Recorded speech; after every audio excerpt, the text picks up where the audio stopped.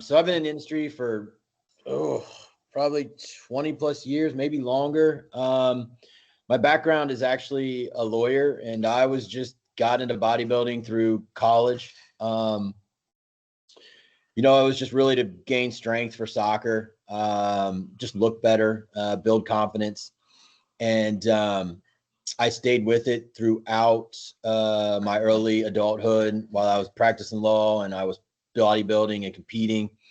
And I did a few shows, and people started to ask me if I could do their diets for them, kind of based on that. I was on the message boards too. Back then, we didn't have Instagram and all those things. Yeah. So I was on Muscular Development and RX Muscle. And I would just donate my time and answer people's questions. I didn't do it thinking I was going to build a business. That wasn't why I did it. I just enjoyed shooting the shit and learning.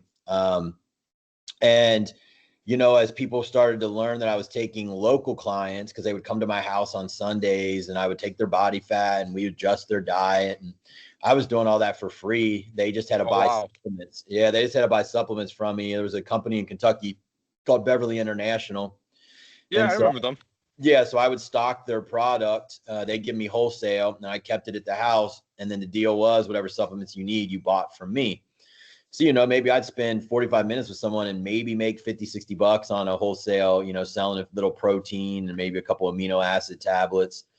And it got to the point where I had probably a full book all Sunday. So I was working my law job. My whole Sunday was people just coming. And it got to the point where I was like, man, I either got to charge for this or I got to shut it down. Cause I would be working 10 hours back to back to back appointments, eating as I'm, right in between.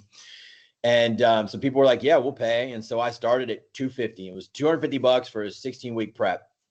Wow. Crazy now, right? Yeah.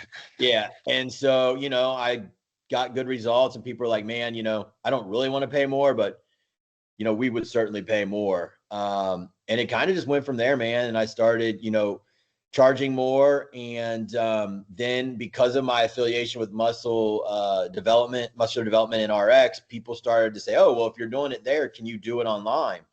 And there was a few guys doing it online. Skip Hill comes to mind. He was doing it online successfully, and he had quit his job to do it. But there wasn't a ton of us. And so a lot of people knew me. And so it wasn't that difficult because I was posting all my clients on the boards. It wasn't that hard to build the business because it just wasn't saturated like it was today.